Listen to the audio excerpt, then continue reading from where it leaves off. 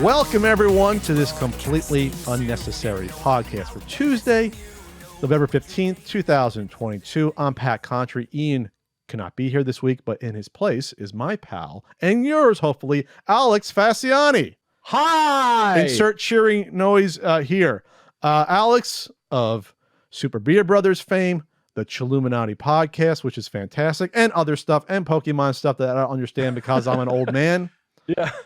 I did see you tweet out to not spoil Pokemon to people. I'm not sure how you can spoil Pokemon. Nobody speak to me. No one speak to me unless spoken to anymore. I'm too old. On the show today, we'll be talking about the Wii U turning 10 years old. Wow.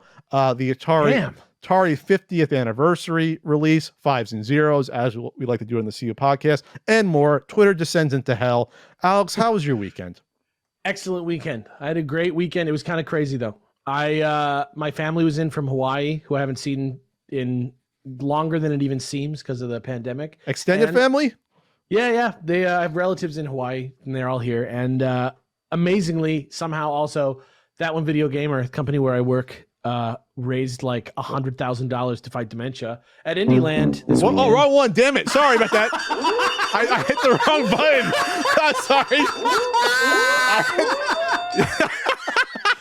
Sorry, Alex. I hit the wrong button. That's great news. No, that was for dementia. That sound was for dementia. Oh, yeah. Dementia sucks. Yeah, that was from dementia. My grandfather had more Alzheimer's, but there was dementia thrown in and whatever. Yeah. Shout out to the Open Hand Fund. We raised a bunch of money. We showed off a bunch of new indie games. It was a great time, and it was insane because we did it from the Bourbon Room on Hollywood Boulevard live for in like person. 3 straight days. Yeah. It was insane. It was beautiful. It was actually beautiful. Did you see the set? I did. I checked in a couple times. Gerard got a tattoo. Like, it was nuts. It was a crazy time. Not totally permanent, but semi-permanent tattoo. You told me about. Yeah, Ephemeral is the name of the company, and they're like, I'm not here to do a brand deal for them, but it is it's a remarkable premise. You could do a brand deal, but you got to throw some money towards Patway here, because this is a whole different audience. This is not the Chilluminati audience. This is the CU podcast audience. Do you feel the pressure of filling in for Ian? We've been doing the podcast now for over 9 years. Never had a fill-in guest before. I've done the podcast myself before, obviously, without Ian when he was out. Do you feel pressure at all? Do you know what you're in store for? I say this. I'm honored to be carrying the torch today, and I hope that I don't let you down. You don't have to worry about me. You worry about the freaky retro gaming YouTube audience. The podcast audience is fine. That's what you worry about. Speaking to the freaky retroers. I hope I'm not too much for you. Did you see Wakanda Forever? I did. I loved it. I was so impressed with it. Loved it. Yeah, I really did. I mean, look, I loved it. It's a Marvel movie.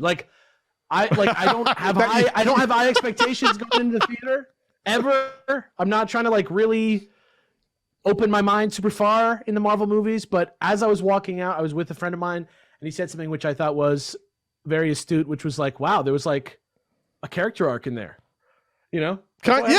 There's character arcs in the first one. There was genuine growth in this film, and which does not happen in sequels a lot, and especially not Marvel sequels, and I thought this one was great. Well, my favorite one is still Winter Soldier. That's a sequel. Captain America: Winter Soldier. That's an amazing movie. That movie was like a time and a place. Nowhere else are we going to get like The Conversation as a Marvel movie. That blew my mind. I couldn't believe that happened. Deer Hunter, the Marvel version, where all these superheroes sit around and start playing Russian roulette because they're tired of things. Namor walked away with the movie. Thought it was amazing. What's his name? What's his actual name? Tenoch Huerta. Tenoch Huerta. He was. I'd seen him much younger, on Narcos Mexico. Narcos Mexico, yeah. And I was like, oh, this guy's pretty good. He was kind of obviously unleashed, like a wild man. Ends up macheting random tourists in the spoilers in the taco shop, which is based upon a real event that happened. That is an amazing piece of television. If you ever have a chance to watch Narcos Mexico, by the way, both Narcos series. Both of them. But when I saw it, I was like, okay. I was like, they're going to change him to be, Mayan, Mesoamerican culture with Namor versus Atlantean. And I was like, okay, let's see what they do. I mean, I studied the Mayan culture in college. Not that I'm like an expert on it, but I'm like, okay, let's see what they do with it. And I was just like, all right, how are they going to make it fit? And they made it fit better than I thought they did. They had an explanation for the Mayan people. What was it, the 1500s? These are by the way, this is spoiler heavy, by the way. People get pissed at me. We are going to spoil this shit right now, And if you have to be concerned about it, I'm going to talk for another 20 seconds. Fast forward like a half hour. If you I have no, I want to be clear. I have no sympathy for you, and I hope that what? I hope that you can relax and just enjoy this conversation and go see the movie. Nobody's ruining anything for you. It's going to be okay. Well, we are rooting it if you haven't seen it yet. But okay. Ruining it. So whatever. okay, so they gave like a semi-rational explanation, at least in the MCU, for Mayans then living and transforming into underwater mutants. And I was like, okay, that was clever. I was not expecting that. You got me on that. You got me. Yeah. I was even got like a great like Spanish language version of Namor in there. Yeah. They threw in colonialism to make it fit with the conquistadors coming in and fucking things up and giving the natives smallpox, which really happened. And then to save themselves, they end up turning themselves into fish people. Basically, that's what basically happens. Yeah. I'm like, okay, you got me. You got me. So I was always very cautiously optimistic because obviously the death of Chadwick Boseman, how they would treat that. Would it be a Princess Leia thing? Like they did with Star Wars, or I was like, ugh. But they treated it with a really good amount of respect. I feel obviously they centered the movie, they anchored the movie around the emotion of the actor dying. So like people were crying in the theater when I saw it. Which was bold, yeah. I thought that was crazy to start on like such a somber thing. Well, I'm not sure how else you can start it though. I mean, I thought I didn't know if they were gonna kill off the character in a mission. To have it be like a sort of like a disease you don't see parallels the real life thing with a person dying of a disease. You just got to like accept that. Well, they have all this technology, but they can't save the Black Panther of their disease. But it's okay, we have to just accept that, obviously, because the actor really died. He died, yeah. Yeah, I mean, you can't do anything about that. I did. Part of me did want it to be recast, and still wanted it to be recast after watching the movie. I'm like, I would love to have seen the original script beforehand. That's true. I feel though like you kind of both camps kind of get what they want in a way eventually. Yeah. Angela Bassett carried the movie.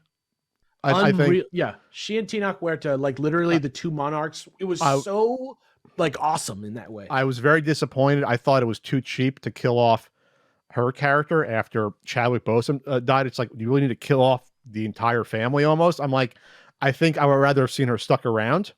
But okay, they did that to get your 2/3 through the movie gut punch that happens. And they set her up for like Obi-Wan Kenobi.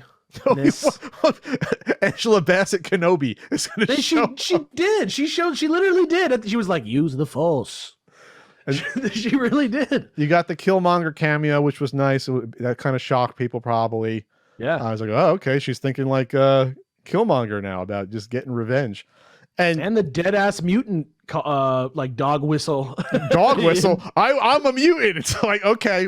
Yeah. Like what's his name is now the second like real mutant in Marvel.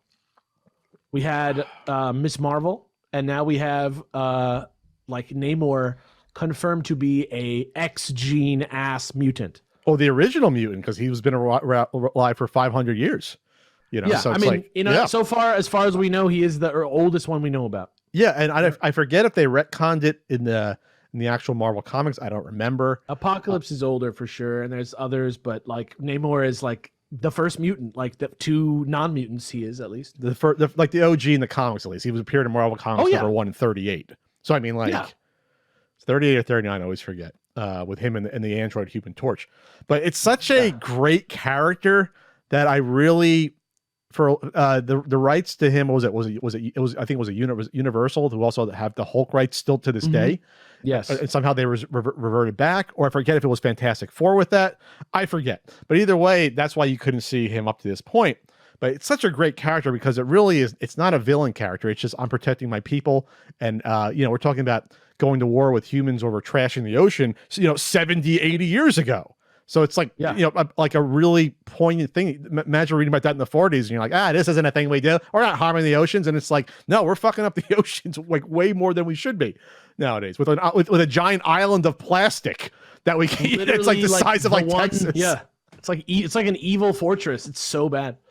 But they also like didn't compromise too much on his character either. Like, no, he has his little stupid feet wings, and they made him awesome. And they They did it. They gave him the ears. They gave him the Spock ears, the elf ears, and they gave him They the gave little him bathing suit, the little like they French Riviera 1963 look. they gave him the green trunks. Yeah. You know, and not that it was a plausible explanation, but at least it was like, okay, I see how they built this in, and obviously they built in the Mesoamerican culture and the god stuff and the winged serpent stuff. I'm like, okay, you got me on that. Was it a perfect movie? No. Yeah. No. Nobody set out to make that movie, obviously. Right? This my biggest problem was Riri Williams. That was totally well, we got to introduce this character. We're going to choose this movie to do it, make it work. Write it in and include her. And I'm like, she didn't need to be in the movie. I mean, at all. I don't think she would have been if it was a Chadwick movie. I think it was just kind of like a little bit more to fill out the plot a little bit, and they're soft launching her show this way too. But that's what I mean, though. If this was an independent movie, not in this larger machine, like a cognitive machine, she would not have been in the movie. No way. That was just like, well, we got to go and find the person that came up with this machine to find the vibranium. I'm like, what? Wait, what? We're moving a little quickly here. What? Yeah. The professor stole it? What's happening? What? I said to myself, what's happening here? And why, if it was that important, why weren't the CIA already on her ass? Like, she wouldn't be just hanging out at some college in some dorm. Like, like that was, you had to like jump through so many, like, at least in my head, jump through so many hoops in order to make that fit in the plot. I'm just like, this is weird. And this is a franchise, part of like 1,000 other movies. And plus the character had no arc and nothing to do. So I'm like, yeah, she really had nothing to do, but she was, I would say though, she is like well cast and like enjoyable on the screen. And I like her stuff that she made. It looks cool, but yeah, like there's just, I like the suit that she was made or given at the end. She like designed it and then they like 3D printed it. I'm not sure what happened, but it looks great. It's like Gundam stuff. It's vibes. I'm here for it. I just think it was a little bit too much where I'm like, this is just a setup for something else, especially since like, they're like, we got to keep your suit and we're going to send you back home. And I'm like, then why, what just happened? Like what was the point of her character? They needed her back to zero for the show because they probably already made the show and didn't know how much she was going to be in the movie. You think so? So they're like, okay, we got to write her into the movie and do that. And I'm like, okay. There's like some really weird scenes like in groups where she's like there, but it's like she definitely didn't need to be on set that day for that scene. And it's like, what's going on at the end of that movie? Why are they like all just bunched together on top of a platform? And she's just flying around. It's like, was she wait a minute. Movie? Yeah, where was she at that point? She wasn't helping out. Was she shooting him? I forget. She's just there, but she's in the suit. So I'm like, I don't know if she was even originally in this. Like, I don't know. Yeah, I mean, they got a cool car chase out of it in the U.S. when they come over. The other thing was, I love Martin Freeman. He didn't need to be in the movie either. That was just sort of tacked on. That was a setup for his American accent has gotten better. I'll say that. Has it? I feel like he's talking like higher like this now. It's like he's trying to cover it up by talking like this. Sounds like a 40s gangster a little bit. Like a little bit. I'm like, I don't remember Martin Freeman talking like that before. I don't remember that too. He's like, he had a glow up in between the movies. But that was just like a setup. Again, that's a setup for the what the hell is it called? Their version of Suicide Squad that's coming out in a couple years. Yeah, Thunderbolts. That's all that is. Here's the thing I will say though, because we were talking about this a little bit earlier. Like, I saw in the same theater, like in the same week, I saw Black Panther and I saw Black Adam, and I want to say that the big difference between what DC is doing right now across the board, I know there's standouts in both. I know that there's some really good Marvel movies and some real good DC movies, and that's fine. Are there real good DC movies? There's like some good ones. There's like one and a half. Okay. Yeah, like I'm not going to get into which ones I think they are. I'm just saying, I'm not talking shit on every single movie, every single director. Sure. The bar of quality for the special effects, for the compositions, for the like creative vision of the movies, WB is kind of like getting lapped a little bit in terms of how they're making movies in this day and age. And I think that the recent struggles that they've had don't just stay with DC. They also extend to things like Harry Potter and stuff that they just really seem to know what they're doing. Disney has the best team. The best. Yeah. I mean, my friend used to take the turf conversation even out of it as even an issue. Just the actual Harry Potter property. If J.K. Rowling didn't just lose her mind in rich imaginary land, sure, like you'd still be struggling with a movie series that doesn't know what the fuck it is, and it's just because they're trying to like spin this situation into like some kind of packageable and like long-term vision that is just not. Well, the problem is they're starting with their long-term vision now when they should have started it 10 years ago. That's the problem. Yeah. Like, couldn't be happier that James Gunn is the guy, but sure. And he's tweeting out pictures of Mr. Terrific and Lobo. So I'm like ready. I don't even know what Mr. Terrific is. But yeah. Yeah. Oh, that's why I saw people say about Lobo. It's like, well, you got Jason Momoa already playing Aquaman. Can he play Lobo? I said, that'd be insane, but I guess you can do it. He can play both characters. If anybody can, James Gunn can. But I just want to say that in general, if DC's ever going to compete with something like Wakanda Forever, which is just, even if you didn't love it, it is like unmistakably like a quality picture. Yes. That everybody tried to make a good thing when they made it. And some amazing actors in there. Shout out. The one thing I did like about Black Adam that I thought was hilarious is Henry Winkler's in there as the original Atom Smasher. So now that's canon. He's Golden Age, so that's good. Henry Winkler, the Fonz spoilers, is in the movie? It's like a little cameo in like the first 2 seconds of the movie. That's so weird. I just saw Waterboy on TV, one of the only Adam Sandler movies I like. That and Punch Drunk Love was on the other day. And I'm like, I love that movie. Yeah. Well, Yeah, that's a 10 out of 10. Well, I love Fairuza Balk, but that's another thing. Sorry. Let's transition to good old blockchain and video games. Oh, you know how this has been working out great so far with Ubisoft knocking out of the park and Square Enix and Konami. I like it because NFTs and blockchain stuff are just so real, you know? Like, that's what I like about it. So, it's just so tangible and able for me to understand even what the fuck they're talking about. That's what I like about it. From Yahoo Entertainment, the link's there for you, Alex. You can read along. Yeah, I'm in there. Sony NFT and blockchain experiments have begun, a patent suggests. So a newly revealed patent suggests that Sony NFT and blockchain implementation could be in the works, titled Tracking Unique In-Game Digital Assets Using Tokens on a Distributed Ledger. Patent was submitted last year, May 7th, back when this stuff was hot, but only published this week on November 10th, back when this shit is dead. This is what the abstract says. The digital assets may be in-game digital assets, such as in-game items or characters. The digital assets may be video game digital media assets representing moments of gameplay of a video game, great, a clip, or images. The digital asset is created and distributed ledger tracking history. The digital asset is created and stored across devices. A unique token, blah, blah, blah. So this is what I'm thinking. They're thinking like they're going to try to sell like you creating your own cool in-game moment that you capture yourself, then put it on the market and sell it. Like Can't wait to co-own my headshots with Activision Blizzard. Yeah, and obviously they get a cut of it.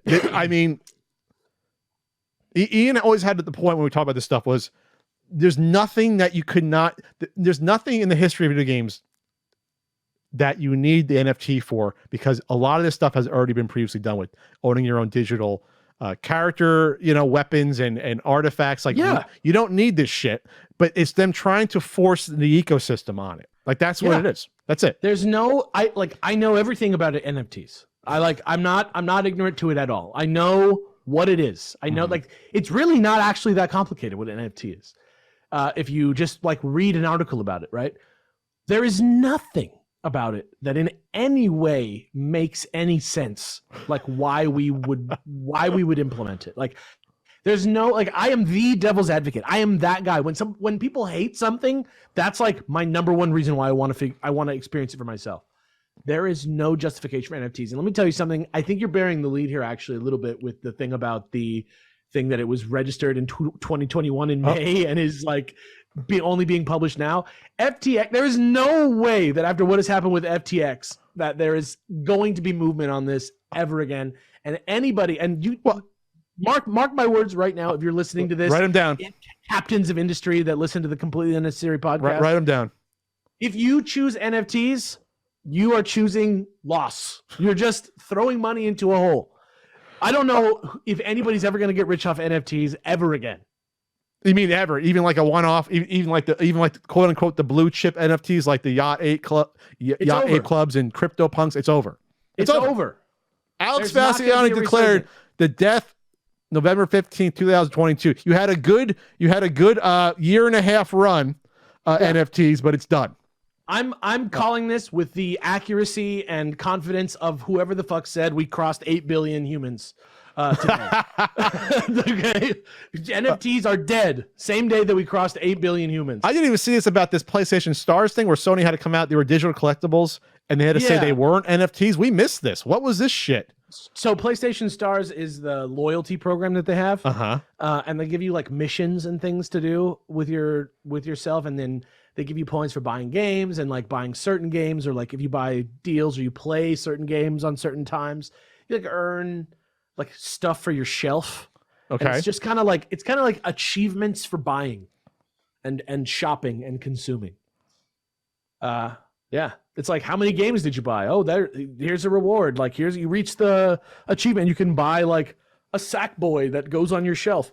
But not an NFT. They had to say it wasn't an NFT. They had to say it doesn't use the blockchain. It is exactly the same thing as an NFT in all other ways. Which proves that you don't need the blockchain. Like, that's the thesis that Ian has is exactly correct. No, but the only reason that this is mysterious to anyone is because it's just 3 letters. Nobody knows what a non-fungible token is. No one knows and they don't care to know. All they know is that there's $1 billion attached to it, and I want to be involved. It's like an energy drink. Get in early. It doesn't mean anything. Get in early. Bullshit. That's my phrase. Yeah, trash. So the FTX, which was a pretty damn big crypto exchange, one of the biggest ones. I'm not sure if it's the biggest ones. I'm not sure it's as big as Binance or Crypto.com. It's just comedy. It went to crap. And it's funny because when I looked it up, I was like, wait a minute. Is this the one? I said, is this Larry David? Yeah. I literally said, so there were like 4 big crypto commercials during the Super Bowl. It harkened back. It reminded me of all the fucking pets.com commercials during the .com crash. Remember you saw those commercials like in 99 and 2000 before the crash? That reminded me, I'm like, wow, I'm seeing crypto exchange commercials. This is going to end really fucking horribly. And it has this year. And so one of them, remember, was a floating QR code on the screen where I was like, that's cool. I got to get up now and try to follow my phone in order to snap the picture.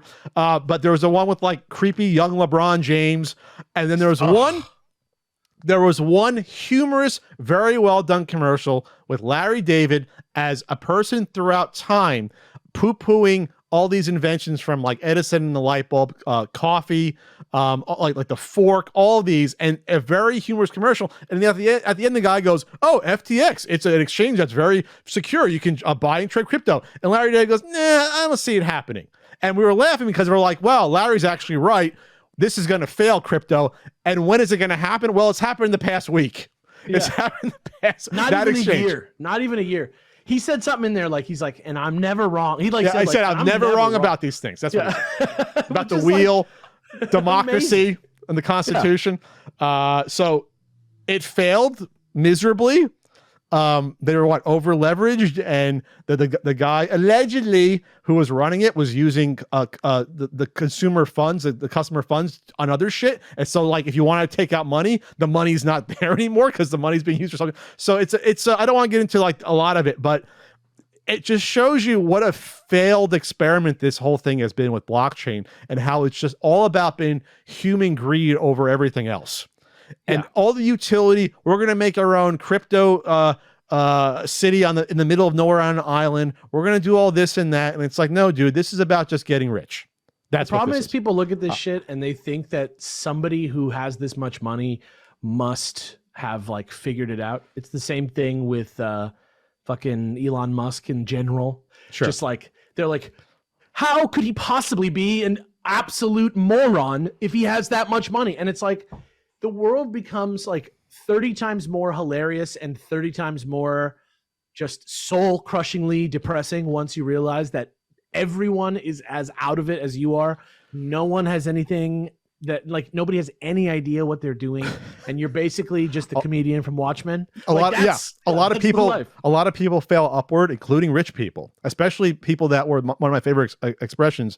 They were born on third. What was the expression? They hit a triple, but they're Or the triple boron third quote. I'm getting screwed up with it. I think it goes, if they have too much money, they can never fail, and they believe that they are God. I think that's how it goes. Boron third thought they hit a triple. That's the expression. Meaning that they're in a great position, but they didn't earn it. No. They didn't earn it. They were given so much to start at a great spot. And when you start with money, a ton of money, it's a lot easier to make a ton of money. You can screw it up, yes, but it's very hard to screw it up once you have a certain amount of money. It gives you influence, it gives you power, it makes connections easier to make more money. People trust you because you have more money. They think you're smart when sometimes you're not. So like that's the expression when it comes to that. Speaking of blockchain, FIFA. My favorite segue of all time. This article comes from Luke Plunk at Kotaku.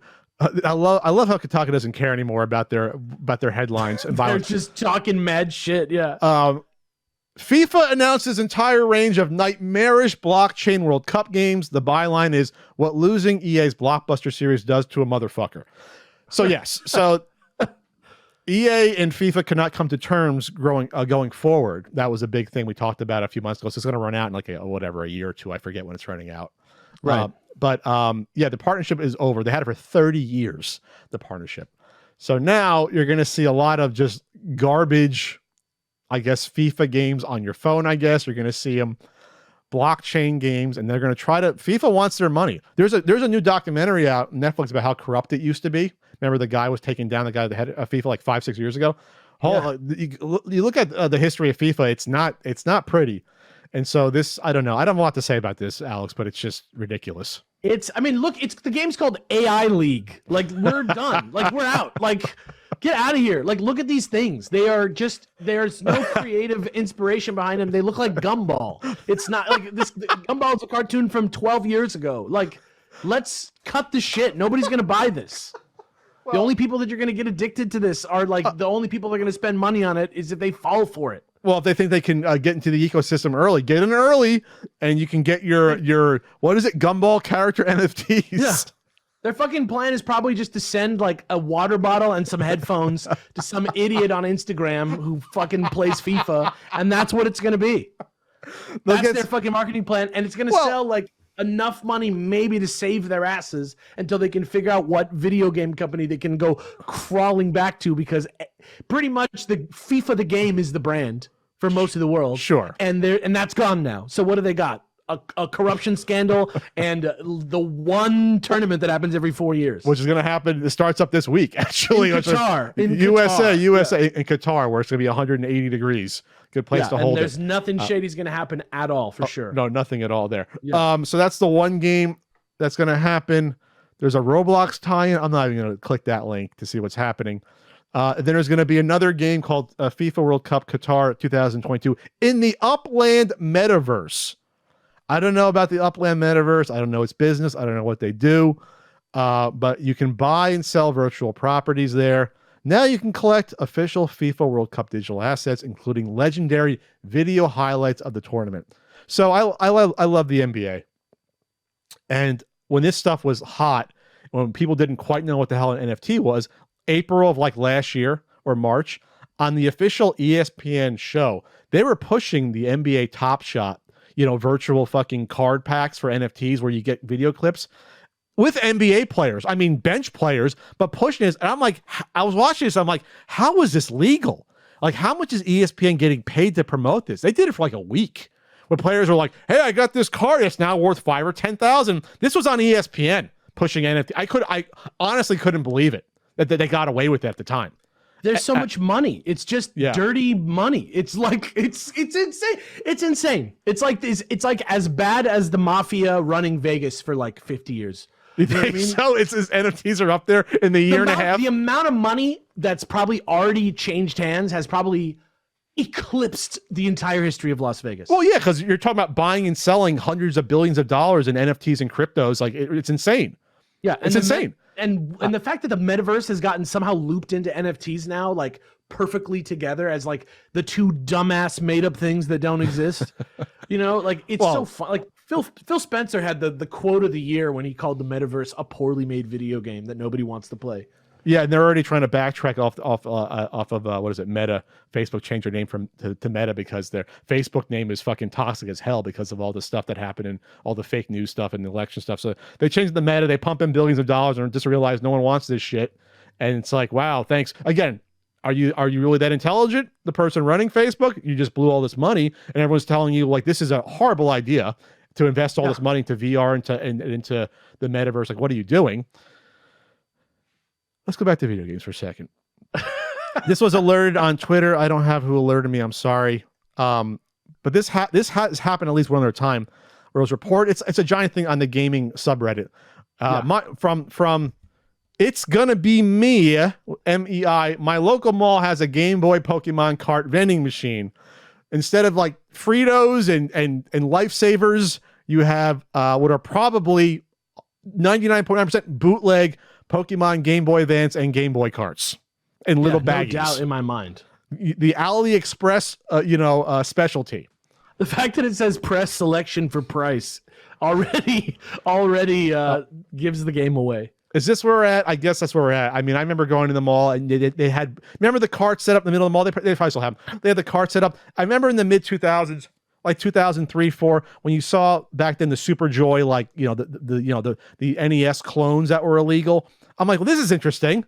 This is like the first time I'm seeing NES games sold aftermarket, like in an official product that's a bootleg. But I'm like, I'm seeing a brand new product 10 years after the NES is dead, and they're making money off this shit. Interesting notion. That was an interesting point in time, which will never come up again in this podcast. Yeah, at all.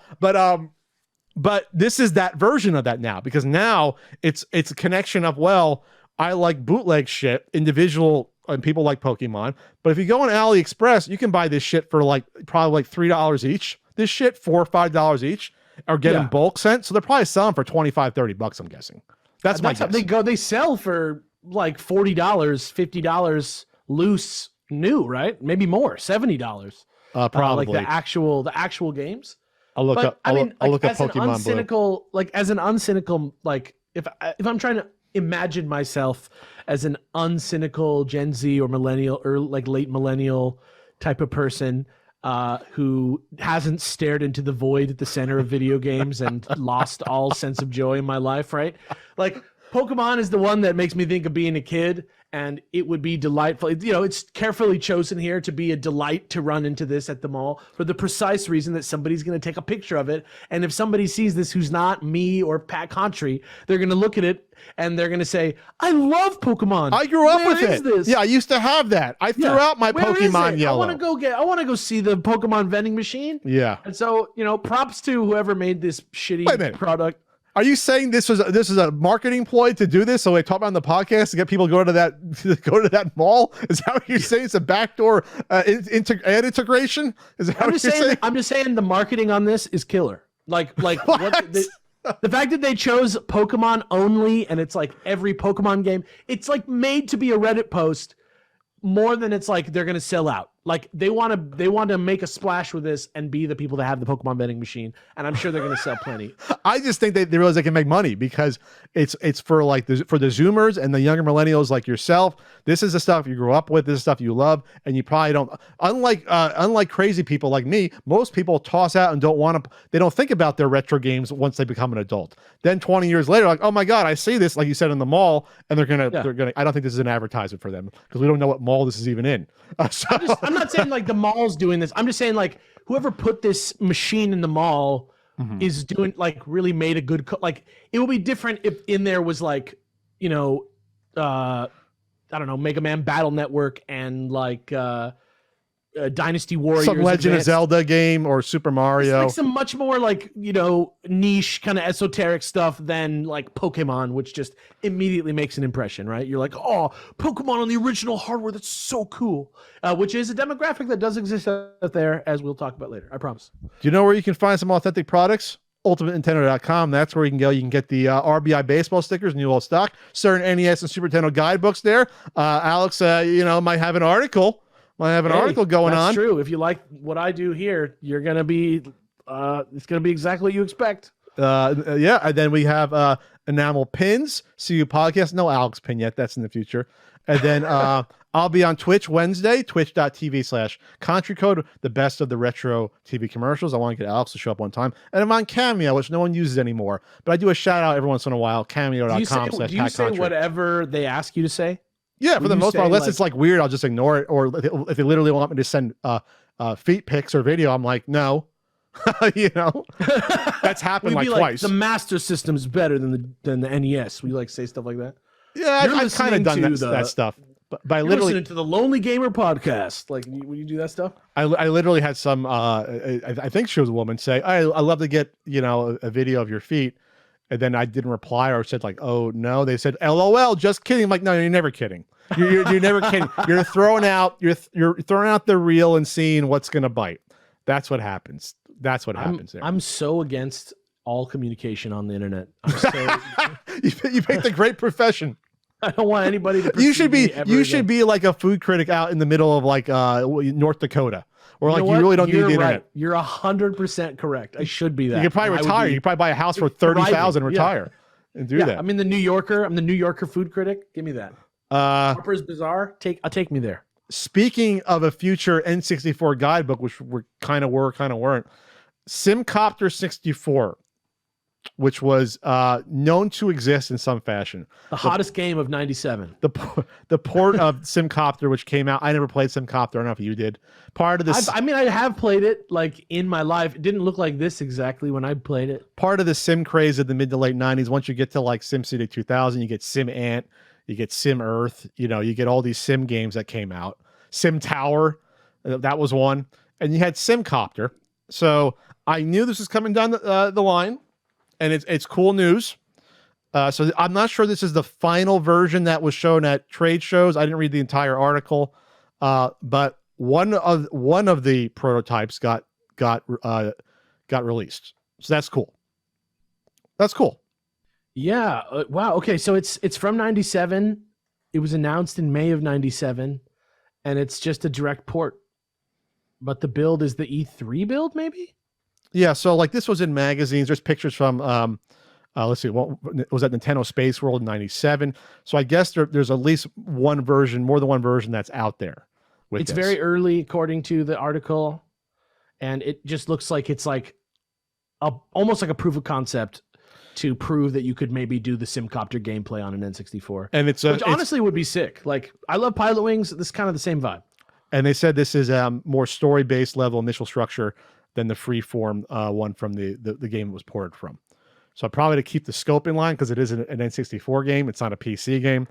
Right. I guess maybe that was... it was being pitched as a non-violent action strategy game. Well, that's an interesting one. Very interesting. It's like those disaster report type games, you know, like early version of something like that, kind of, I guess. I don't know. So maybe you'll hear about it in the future N64 guidebook, because there's going to be an unreleased game section. They should do that. They should have a book that does all the N64 games and all just anything that you'd ever want to know about the N64. Oh, the hardware, the Japanese games, full reviews. That would be a fantastic thing. The Japanese games, yeah, that's a great idea. Somebody should do that. The DD games, the disc drive games. That's going to be amazing. I don't even know what a DD is. I'd love to read about what the DD even is. The disc drive, well, maybe a guidebook will come out in 2023 that will tell you about it. And maybe it's been hell on earth trying to get it produced. And that's why my hair is gray, because of that. I hope it comes out. Your hair looks great, by the way. It's honestly gotten darker the past 6 months. People thought I was crazy. I was like, no. I went by and look at pictures and videos.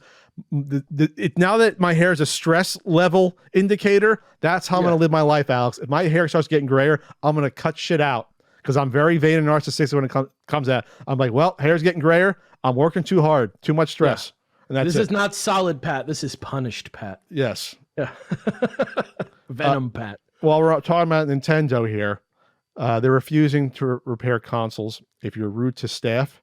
This is according to Eurogamer.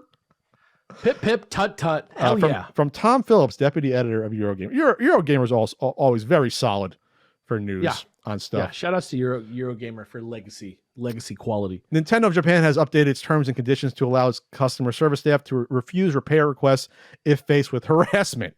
Wow. An updated Nintendo Japanese repair and warranty regulations in October warned customers they may no longer be eligible for a product repair or replacement if they are found to have behaved inappropriately to staff. I don't know if that's via email, phone, if you're walking up to their Kyoto headquarters. I have no idea how that works. I should be allowed to not upload videos if people are rude to the staff. Do you imagine if they're searching for something like YouTubers upload videos, complain, okay, that person, gargoyle ass 24, they're not getting their 3DS repaired. They're not getting their Patreon benefits.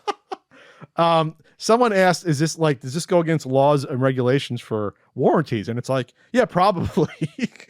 I mean, it's Japan, right? I don't know. I don't know what their rules are. It probably would in America, unless it's like in the original agreement, right? But society is a lot more polite in Japan than here. So I guess true. You really got to get on their bad side if this is mainly Japan in order to them to release this. You must have did something really bad in Japan for this. It's probably the same. It's probably the same type of people that are here because those people know no borders. They're that type of wretched human being that wants to like Wretched. talk to another person and ruin their life because they're annoyed. Just that cesspool dweller. Hatertainment. That was the term I saw being floated around about like how the political discourse has come online. It's hatertainment. I'd rather be stupid and mad is what they are saying loudly and clearly. Okay. No other thoughts about that? Well, how far would it have to go for you to get pissed off to yell at Nintendo for not getting your console back on time? Or like at what point would it be like, all right, I'm going to go nuclear on you. You fucked up my Breath of the Wild 800 hour save state on this. Like, what would it take? As somebody who worked at Blockbuster Video, like, listen, I'm here in place of Ian, who also worked at a retail job for a very long time. I worked at Suncoast Motion Picture Company. What am I, chopped liver? I worked at a supermarket. You get your cred. I'm just saying. I wasn't born on third. I'm just saying, as somebody who's from that world as well, I have complete empathy with these people. And I'm sure that it wouldn't have even been enacted if there wasn't people calling on the phone and telling you, like, I'm going to come and kill you or some shit like that. But in Japan. Yeah. Wow. Yeah. I think the repressed anger is very large in Japan. Oh yeah, absolutely. I would take that. Oh yeah. Japan is a country, as far as I know, that does know how to cut loose, but I think there's a lot of people who never have cut loose. I don't think tentacle porn comes out of nowhere. That's got to come from somewhere. Yeah, and I'm fine with that. I'm here for it. I agree with this. I love this, and I love tentacle porn. I think it's all good. All right. Speaking of Nintendo, so there was an interesting Nintendo tweet that many people thought was official because it was Mario giving the middle finger. Tweeted out. But it turns out that was part of the 48 hours of advertising hell that happened last week after the $8 verification went live. What was that, on Wednesday of last week? And it survived till like Friday because Elon Musk's grand idea was to have anyone pay $8 and you can get a verification on your YouTube, on your Twitter handle. And that blue check mark. It's not even a verification at this point. Excuse me, a check mark, which means verification up to that point. And so people took it upon themselves to create parody accounts for gigantic businesses, which I don't think I saw coming right away. And so we're talking the military industrial complex. We're talking Nintendo. We're talking pharmaceutical companies, like Eli Lilly, that these tweets went out and people didn't realize they were fake at first. And then they spiraled out of control, that they affected stock prices going down. The official companies had to say, oh no, we apologize for saying that insulin should be affordable to everyone. Like they'd apologize for the parody tweet saying the right thing, for example. So like it was bad. It was bad. Yeah. And this is the stuff that restores my faith in humanity, by the way, is that people can still come up with genius level ways to like fight back against these just heartless, faceless corporations in this way. Well, thank God no one tried to impersonate Steakums, because the gloves were coming off if that was the case. You don't try to impersonate Steakums. Steakums is the food of the people. Nobody's coming for a populist Steakums. Populist Steakums. Socialist Steakums. Yeah, they're coming for big pharma, the enemy of the people. Yeah, so it was a weird time. Obviously, a lot of people thought it was going to be bad, but I don't think we saw how bad it was going to get that quickly, where it's like there was probably some legal threats and or nasty phone calls made by like teams of lawyers huddled around a fucking conference table. You imagine what Eli Lilly probably sent to Twitter?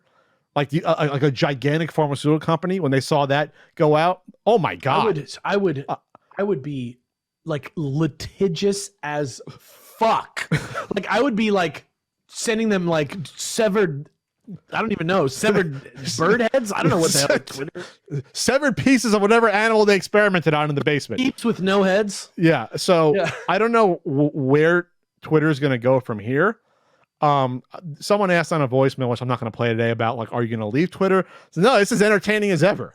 Watching one man blow tens of billions of dollars in less than a week, and then want to declare bankruptcy because he realizes like, oh, this is bad. We're not going to have any advertisers going forward. And then we have no revenue. Then this is even more worthless than when it was a week ago. And then Elon comes directly into your replies like, seems like it's going to be okay to me. And then he's firing people that are trying to send up to him within the company that are going into their Slack and firing people for talking shit on him. If people don't know, Slack is intercompany sort of like Discord, so to speak. Yeah, the champion of free speech or whatever. He said comedy is now legal on Twitter. That was his first fucking tweet. It is because everyone's going after it. He was like, everybody needs to be parody, and then it's like Elon Musk parody. My wife left me. Like I'm just so joyous about the protest stuff. But honestly, if you think about it, it's kind of like a privilege simulator. Like you can kind of a privilege simulator. Like if you think about it, right? If this was just society, if Twitter was all of society, think about how privileged you must be to be able to just walk away and go do something else. You know what I mean? Like if you're here and you're like thinking to yourself, should I leave Twitter or should I stay here? Imagine if you just had to stay here and this was the only way that you could talk to anyone. That's what it's like to have no voice in a government and just be the playthings of giant rich people. You know what I mean? That to me is the thing that's so hilarious about Mario giving the finger, because now he's a folk hero. He's not just a plumber. He's a folk hero. And the best thing is this link you sent me. It's like Mario would never do that. And then the account writes back, well, he did. Yeah, I mean, you imagine if that Casper's like a 12-year-old like kid sending that out. Like, there could be people honestly upset seeing that on Twitter. Honestly, This is where me and Ian disagree, because I was like very not pissed off, but I was like, Nintendo took down that first-person shooter where you're shooting a bunch of Pokemon and blood's flying out. I said I don't want 5-year-old kids to search on the internet and find this shit. I don't think that's right. It damages the brand. It's a completely like real concern for the Nintendo brand. Your brand is your product, is your revenue, is your profit. Like that's the way you say in business. So and you have to do that shit, by the way. You have to enforce your copyright. So Casper or Kelly Toy Mario replied, Mario never do that, frowny face. And then the fake Nintendo with the verification blue check mark said, well, he did. That tweet got at the time 19,000 likes. Yeah. And then the other one's even better, because someone verified, Tom Warren says, and the new Twitter verification system is going well. One of the two pictures is the middle finger of Mario. Someone replies, the beauty of this is each account that gets verified paid $8. Twitter keeps the money and suspends the account. It's genius, and I hope more folks do this. It's free money for Twitter. Elon Musk replied with an on-target emoji, glasses emoji, cash bag emoji. You fucking old boomer, by the way, responding with just emojis. So not realizing that, do you realize this means that you'll never get another big advertiser ever again? Yeah. By tweeting this out, because you're showing you don't give a shit about the integrity of your system, and that advertisers don't trust it and will never trust it going forward, because the guy running the show doesn't give a shit about the integrity of it. It's fucking insane. If he wants to salvage this, he just needs to hire a competent CEO and try and run the company well. Simple as that. I thought up to this point in time, we still might start getting Quibi documentaries about how that was a disaster. They didn't blow nearly the amount of money as this, and it was not a downfall that happened within like 10 days. No, this is like Nero vibes. This is like New Coke. If every can of New Coke they shipped out put people in the hospital that they drank it out of. Like, this is what this is. Yeah, it's wild. It's nuts. It's nuts. Like I said, like I almost want to pay for Twitter just to keep it going so I can watch this unfold.